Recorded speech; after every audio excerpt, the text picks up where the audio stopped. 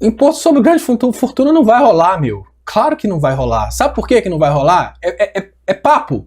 Ah, mas o Lula, o Ciro, a Luciana... É papo. Não vai rolar, porque quem manda... O Lula não fala isso. O Lula não fala isso. Quem manda no Brasil são as grandes fortunas.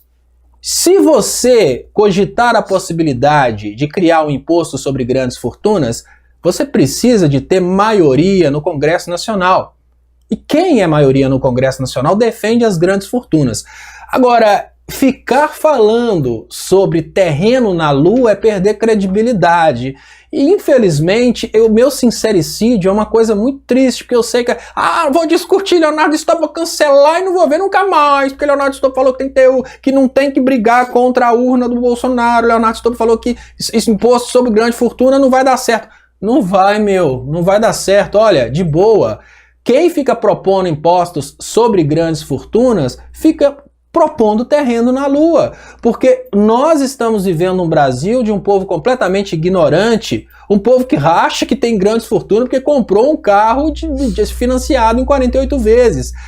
E vocês acham mesmo que o Congresso Nacional vai deixar de estar do lado do dono da Ambev, do Luciano Huck, da Rede Globo, para estar do lado do povo? Claro que não. Imposto sobre grande fortuna é balela para ter assunto para falar. E o Bolsonaro, nessa hora, ele surfa, porque ele fala uma coisa que, de uma certa forma, faz com que ele conquiste o apoio de pessoas importantes, que é, agora é crime ser rico no Brasil? Então, se você propõe uma coisa que é impossível, só para tentar ganhar votos, você propõe uma coisa que é impossível, não ganha votos por causa disso e ainda perde grandes influenciadores por causa disso.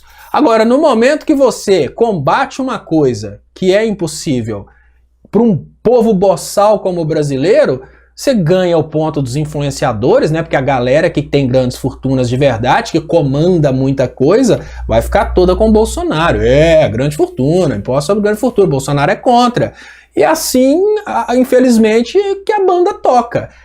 A esquerda fica criando ilusões, a esquerda através de fake news, porque sim, a esquerda está fazendo fake news agora. A esquerda aos poucos ela está se suicidando. É o fake news de que vai ter voto de cabresto, é o fake news de que a proposta de urna eletrônica é voltar àquele modelo de cédula de papel, a fake news de que vai criar...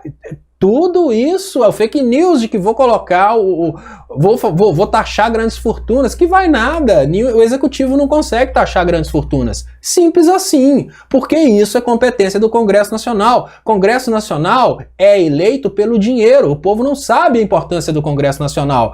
O Congresso Nacional ele se faz através de compra de votos, através de deputados e senadores que foram celebridades, ou porque são bonitinhos, ou porque uma mulher que mostra a bunda, ou então uma pessoa que lacra. Isso que é o Congresso Nacional. É esse Congresso Nacional que vai atacar grandes fortunas? Claro que não, vamos cair na real. Então é preciso nesse momento dizer com sincericídio que até mencionar taxar grandes fortunas é uma coisa que eu considero inadequada, infantil, e chega a ser negativa para o candidato, porque quem sabe da verdade sabe que o cara está falando mentira, porque ele não vai conseguir fazer isso.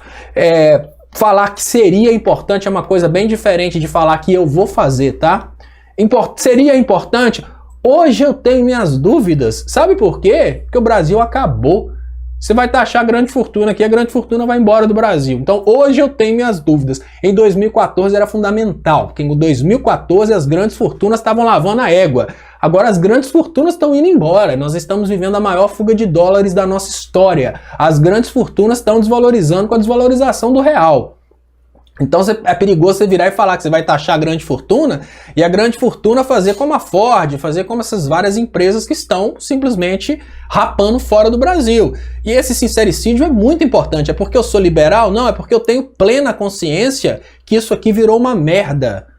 Isso aqui não é um lugar para você deixar mais grandes fortunas. A pergunta básica que eu faço para você que está me assistindo e que acredita que a grande fortuna vai aceitar ser taxada é: se você tivesse a oportunidade hoje de converter seu dinheiro numa moeda estrangeira, você converteria seu dinheiro numa moeda estrangeira ou você continuaria acreditando no real?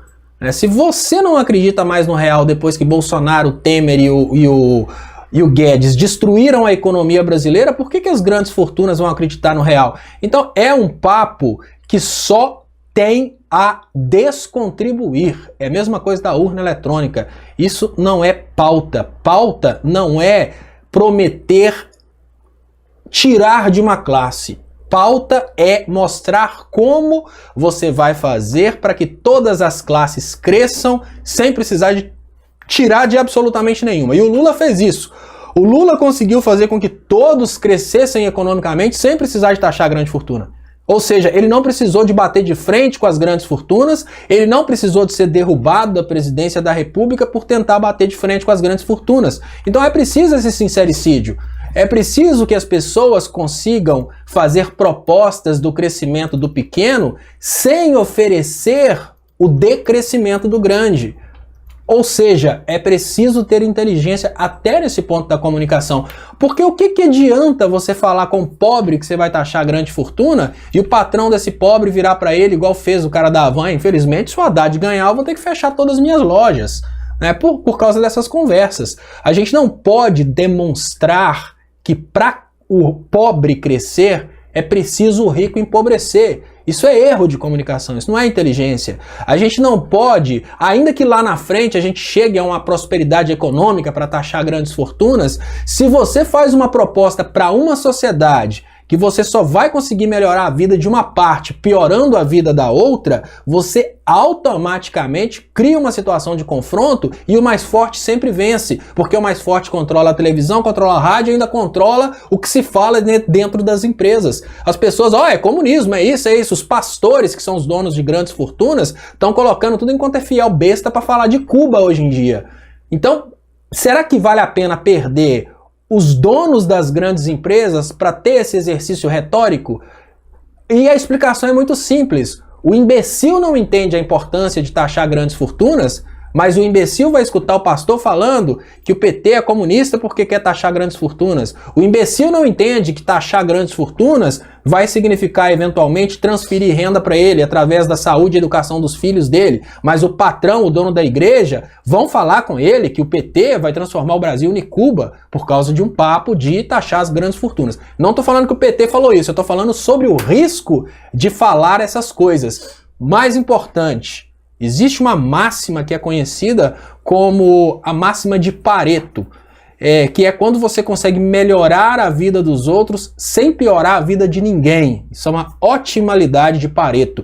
E essa otimalidade de Pareto, ela está implícita na sociedade. Se você não utilizar em todos os discursos essa otimalidade de Pareto, você cria brechas.